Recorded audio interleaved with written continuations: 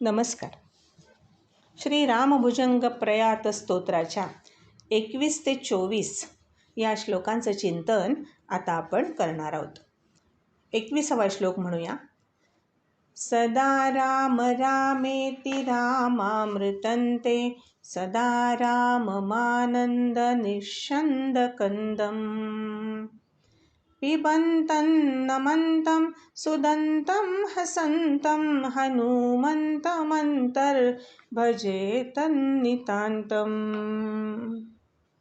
या श्लोकामध्ये आचार्यांनी हनुमंताला वंदन केलं आहे. मी हनुमंताची अत्यंत भक्ती करतो असं म्हटलं आहे. कसा आहे हा हनुमंत? तर राम राम राम असं सदैव उच्चारण करीत या रामनामाचं जे अमृत आहे, अत्यंत समाधान देणारं, आनंद देणारं असं रामनाम आहे. आणि हा जणू निःशन्दकन्दम, आनंद निःशन्दकन्दम, हा आनंदाचा प्रवाह आहे, आनंदाच्या प्रवाहाचा कंद आहे, आनंदकंद आहे.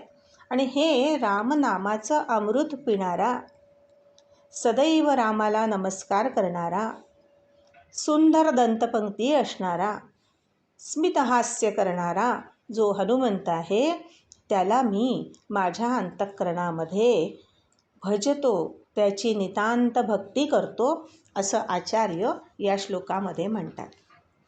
22वा श्लोक असा आहे. सदा राम रामेति रामामृतन्ते सदा राममानंद निःशन्दकन्दम् पिबन्नन्वहन्नैव मृत्योर्बिभेमि प्रसादादसादात्तवैव. हे श्रीरामा, राम राम असा अखंड उच्चार करत मी तुझ्या नामाचं अमृत प्राशन करीत आहे. राम राम असं रामनामाचं अमृत, तुझं नाव हे रामनाम हे प्रवाहित होणाऱ्या अमृताचा, आनंदाचा कंद आहे. आणि ते दररोज प्राशन करणारा मी असा आहे. आणि या नामामुळे, नामाच्या प्रभावामुळे मला आता मृत्यूचं भय वाटत नाही. निर्विशेष आणि निर्विषय असं तुझं आनंद रूप, असं तुझं स्वरूप अत्यंत समाधान देणार आहे. आणि त्यामुळे मला मृत्यूचं भय वाटत नाही.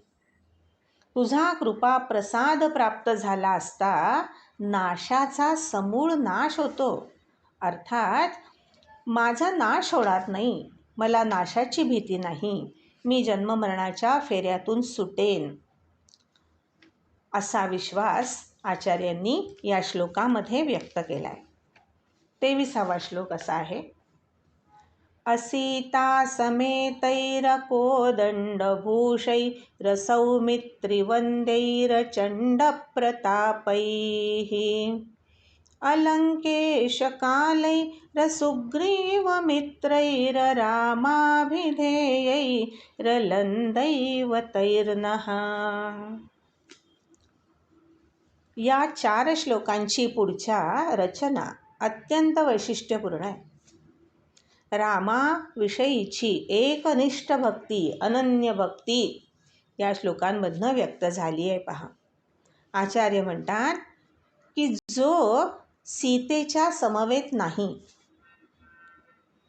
जो कोदंडानी भूषित नाही, सुमित्रा पुत्र लक्ष्मण ज्याला वंदन करत नाही, ज्याचा प्रताप अत्यंत थोर नाही, प्रचंड असा ज्याचा पराक्रम नाही, जो लंकेशाचा काल नाही, रावणाला ज्यांनी नाश रावणाचा केला नाही असा, जो सुग्रीवाचा मित्र नाही, आणि ज्याच्या नावामध्ये राम नाही असे दैवत अलम मला नको. अशा दैवताशी माझी भक्ती नाही. पुरे झाले असे देव, अशा दैवतांशी मला काय करायचं आहे, असा अर्थ या श्लोकाचा आहे, असा भाव या श्लोकाचा आहे. अर्थात रामाचंच वर्णन केलेलं आहे की जे सीतेच्या बरोबर आहेत, धनुष्यबाणांनी शोभित आहेत, लक्ष्मण ज्यांना वंदन करतो असे प्रचंड पराक्रमी जे आहेत, रावणाचा नाश ज्यांनी केला आहे, ज्यांचा सुग्रीव मित्र आहे, अशा राम या नावाने प्रसिद्ध असलेल्या देवाची मी पूजा करतो, असा भाव या श्लोकामध्ये आहे. 24वा श्लोक असा आहे.